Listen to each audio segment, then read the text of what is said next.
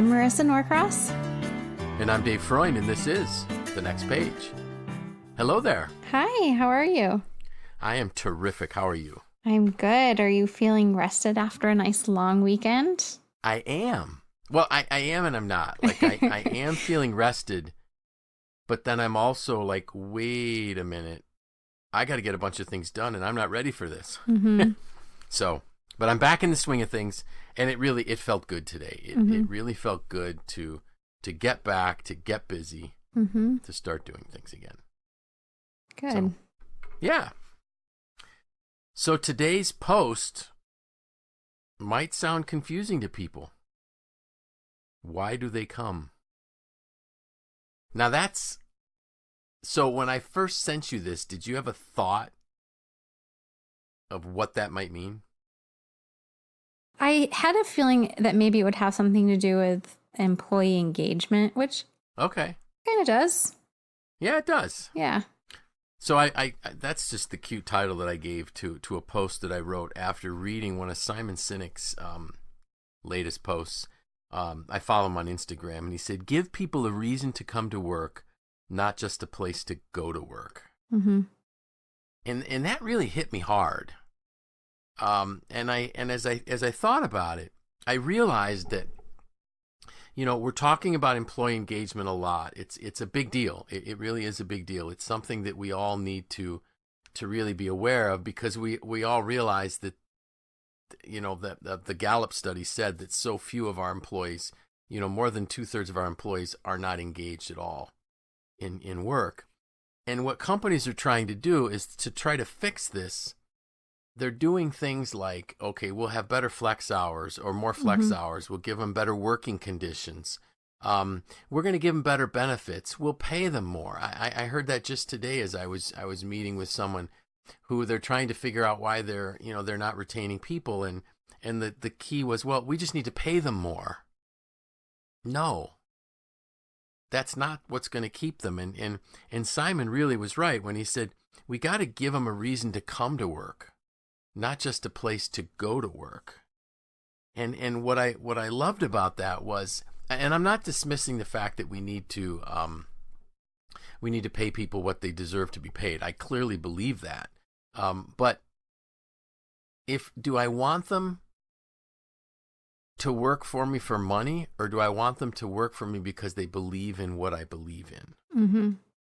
And I think that's the key, because until people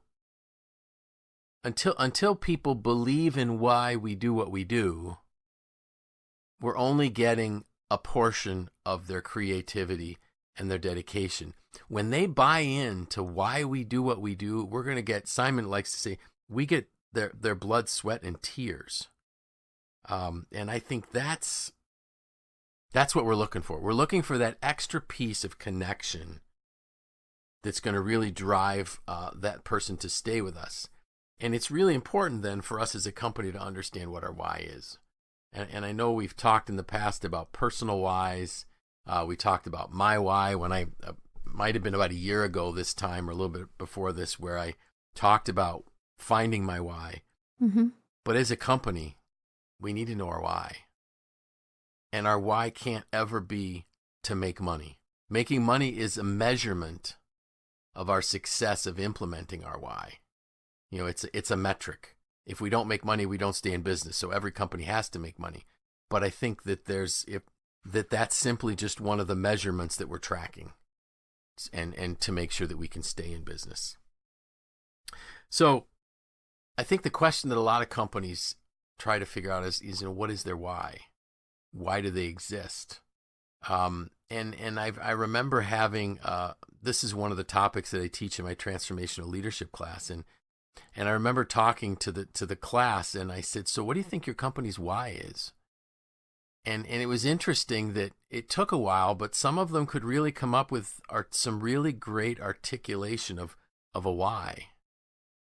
And what I have found is that the companies that understand their why retain their people longer, and their people are happier, and their people are motivated. And that's just, to me, that's where it's at. When you get to that point, now you're in good shape, because now your team's ready to really work for you and deliver some great results. One of Simon says, every company, organization, or group with the ability to inspire starts with a person or a small group of people who are inspired to do something bigger than themselves. And I put that note down there for us, because if our why is to be correct, it can't be about us. It always has to be about somebody else. And I've worked with enough organizations when you can tell when it's all about them. When it's about their image, it's about their stature in the community, it's about a lifestyle for their family. They just don't get it. It can't ever be about them. So I'm asking you now, as a younger generation than me, why is it more important for your generation to have a reason to work than maybe my generation? Yeah, I mean, what are your thoughts? I think my generation puts more value in that and more thought in that than some of the previous generations, that maybe it was just kind of like I'm just working to support my family, and like that's why I show up every day. Whereas I think, I don't want to speak too generally, but I do think that there is, and not just for my generation, I think this also, falls into some of the other generations. It just might not be as prevalent, but a lot of people, I think, are thinking about like what their own why is outside of work. So they're hyper aware of the why of other organizations. They likely shop with brands that have a mission that resonates with them, or support organizations that have a mission that resonates with them. And so I think they're looking more for that, whereas some people aren't. It's more like, I'm working for a paycheck, or I've always worked here, so I'm going to continue working here. But I do think people in general, not just my generation, are more aware of this concept of it being there's more to it. There's more to organizations. Yeah, sure.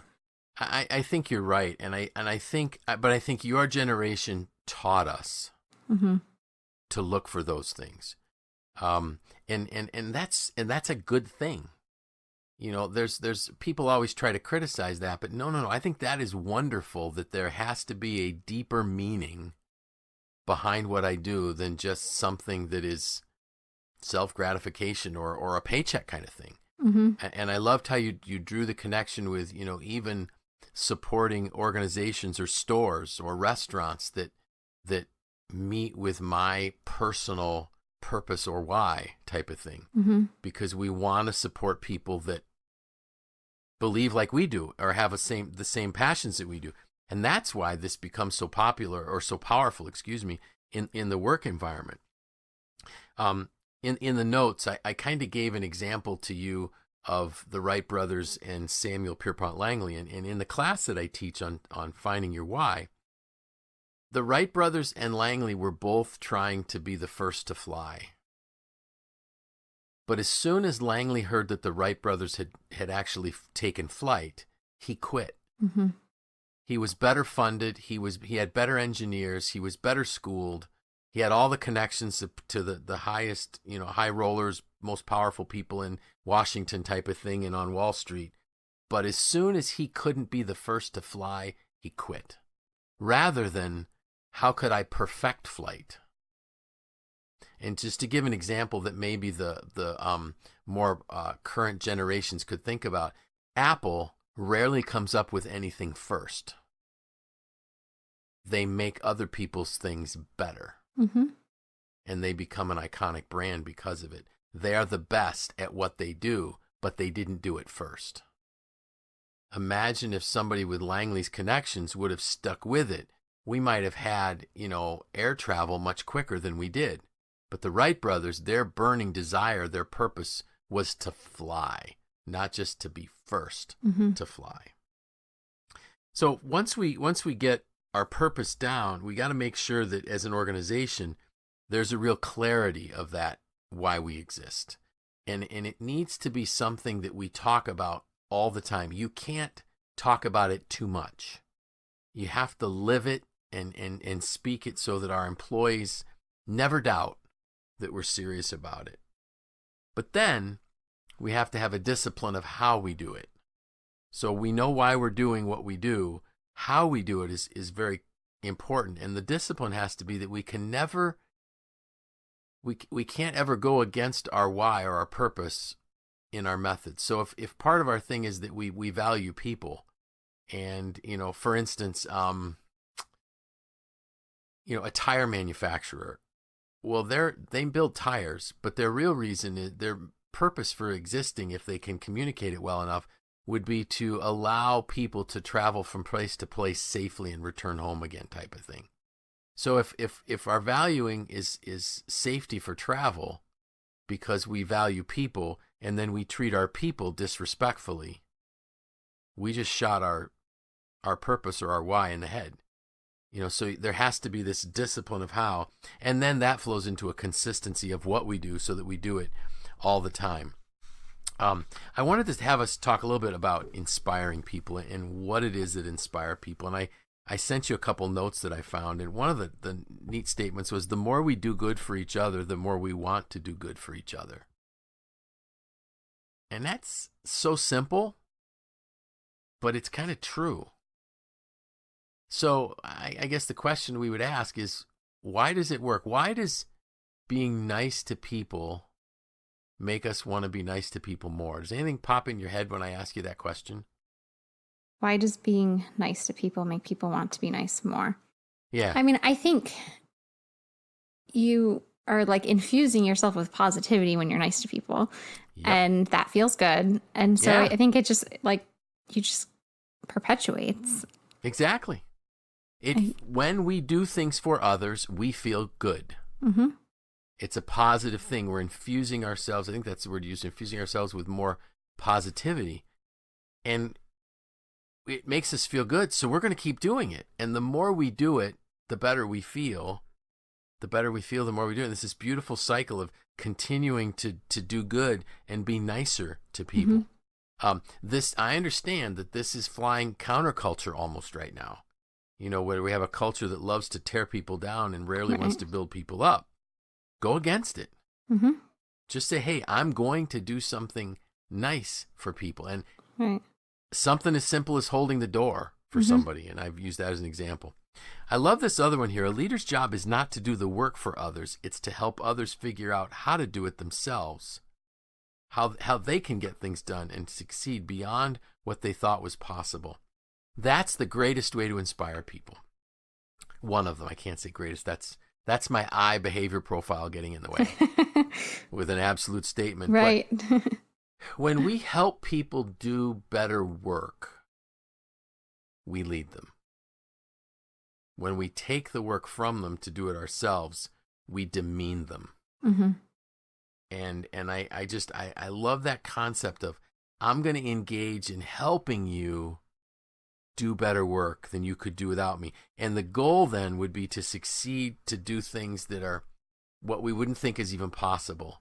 We can stretch it. We can go beyond where what we thought was even humanly possible. Interestingly enough, and I didn't mention this to you before we started recording, but I actually had a phone call today from someone in South Florida that picked up on the iterative process of just doing the next thing you know how to do from our last couple podcasts. Mm-hmm. And he shared with me, well, this could be applied in this other situation. What are your thoughts? And I agree with him 100%. We don't have to know how to finish it. We just have to know what the next thing is. And as leaders, some may say, well, I don't know how to articulate my why with my team. Well, don't wait till you know it, because you're never going to know it. Have a conversation. Talk about it. Ask them to help you discover it. And then, whatever it might be, I still think that we can change communities with this mindset of just thinking beyond what is possible today to solve all kinds of problems. But you have to start. Another note here that I put, how to inspire people. There's a difference between listening and waiting for your turn to speak. that's like one of those ouch statements. Oh, I'm guilty. I'm so guilty of that. I am as well. So why is it that we feel the need to just wait for our turn to interject our opinion? What are your thoughts? I mean, I've got a lot of thoughts on this. That's good, because I just threw you a curveball. So I mean, I don't know. I think it's a lot of things. I mean, it's a habit. I do believe that's good. Yes. that it is a habit, but I do believe, like, I'm a middle child. Okay.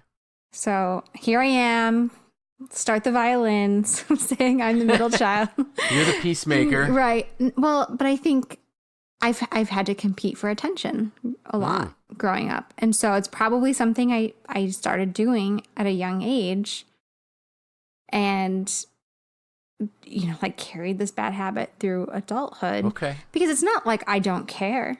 I really Right. care. I really, really care about people and about what they have to say. But I think sometimes I can't slow my mind down. Mm-hmm. I'm gonna go ahead and just blame my disc behavior profile as well.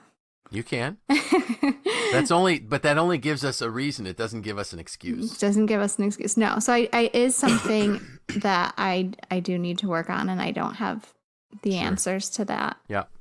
But yeah, I think I'm as guilty as anyone else on this, and I had shared with you when we were chatting before we hit record that my coaching training has helped me in this regard, and because I have to listen authentically. And in fact, I think today my you can correct me if I'm wrong, but I think my attitude for today, was I wasn't sure, was it yesterday, was it today, listening authentically, because I had 3 coaching sessions today. And so being an authentic listener is really listening for the meaning behind what's said, listening for what isn't even being said. You know, what are they omitting, so that you can gain a greater understanding of where that person is. So a tool to help with listening rather than waiting to respond is if you have a bias to say something, you can say, tell me more, or help me explain, or could you help me understand what you just said? I'm hearing this. Is that what you meant? So you just ask questions about what is being said, and then it helps you not only retain what's being said, but gives you a deeper understanding of what the person meant. But that's something, hey, we all need to work on. Most of us need to work on. And I know even John Maxwell said that he was told when he was about 40 that he never listened, or he needed to learn to listen. And he found some tools to help him listen better as well. There's another great one here. We follow those who lead, not for them, but for ourselves. And if we think about it, if I'm the leader, I have to give the people that I'm trying to lead a reason to follow me, other than just that I'm capable and I've got great vision, but they need to know what's in it for them. And if they know that I care about them and that I'm invested in them, they'll follow.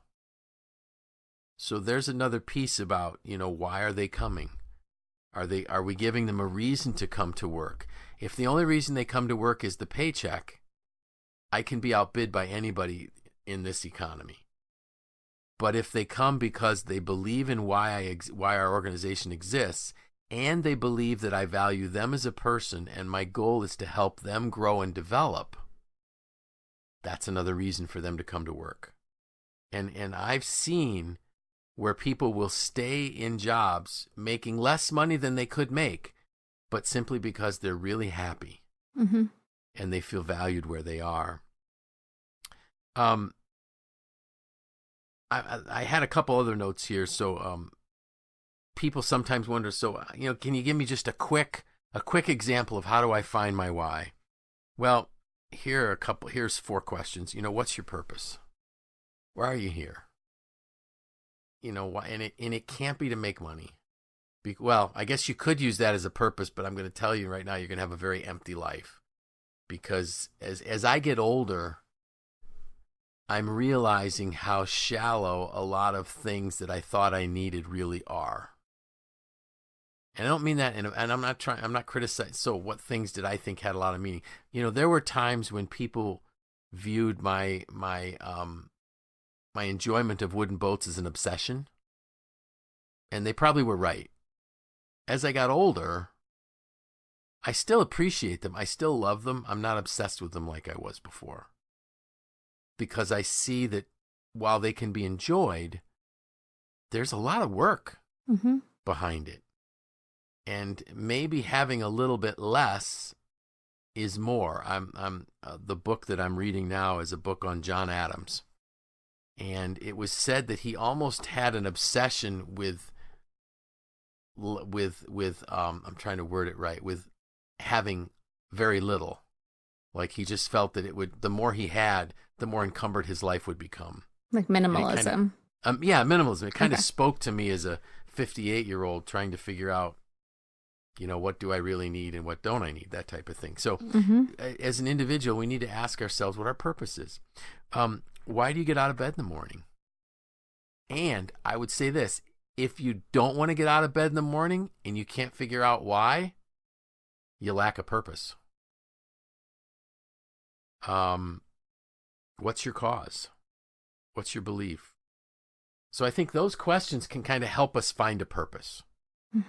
And I think today there are so many opportunities for us to experience things that have meaning in our life that it shouldn't be hard for us to find a purpose.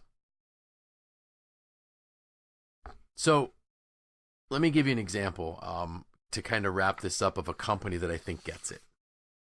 And I won't mention the company, but I interact with them frequently, and I've interacted with various people throughout the organization, and they all seem to be passionate about the company.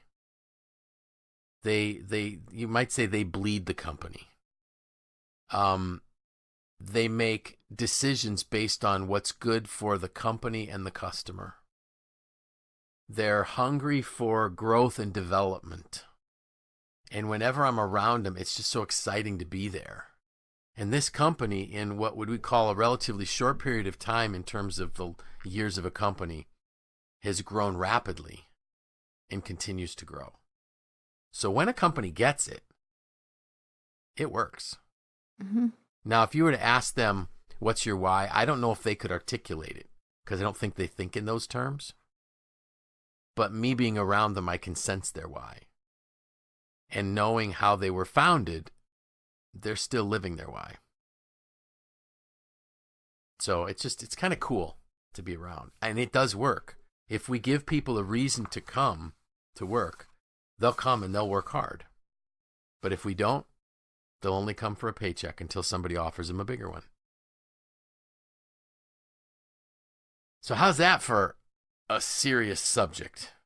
I mean, it's serious, but I think it's really good stuff. It's really important to consider and to think about, and for, on both ends, like from an organizational standpoint, but also from an individual standpoint. Or think about a family. Oh yeah. Does my family know my why? Does our family have a why or a purpose? And so I guess I could think about it this way. If we as a family have a well thought out purpose, it will help our kids make wise decisions as they grow up. And isn't that the objective of any parent, to help your kids make good decisions as they grow and mature? So that's it. Any ideas for next week? I'm hesitating, but you know what? I'm going to do? Yeah, I'm going to. So accountability is one of the strongest tools toward accomplishment. So yeah, I'm going to start talking about a series on building a growth plan. Awesome. How's that? I love a good series. Because I've been thinking about it, and I just need to do it. And I was listening to a podcast this morning where John Maxwell talked about the time when and I forgot who it was, one of his mentors said, every morning say, do it now, do it now, do it now 50 times. And every night before you go to bed, say, do it now, do it now, do it now 50 times. And you'll develop the ability to get it done. So Great. I'm doing it now. How's that? All right. So next week we will start that series. I don't know how long it will be, but it will be just, how can we begin to develop a really intentional growth plan for ourselves? Awesome. Any special plans for the upcoming weekend? Not really. We've had company here for the last 4 weeks, and so now it's just back to the 4 of us. So, oh, that's nice. Do something low key and just relax and kind of get back into the normal swing of things. Good, because you have half the summer left. So yes, we do. Let's make the most of it, and really, I think that's what we'd like to encourage our listeners to do: make the most of the rest of the summer. Mm-hmm. Because autumn, that's your favorite season, right? No, I don't think so. No? I thought it was. I like it. I do really like it. Okay. But I think summer is probably my favorite. Okay.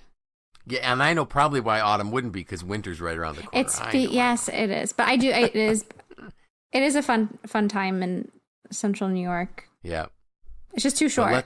It's too short. So we want everybody to get outside, enjoy the summer, and next week I'll start talking about building a growth plan. Great. All right. With that, I'm Dave Freund. I'm Marissa Norcross. And this was The Next Page.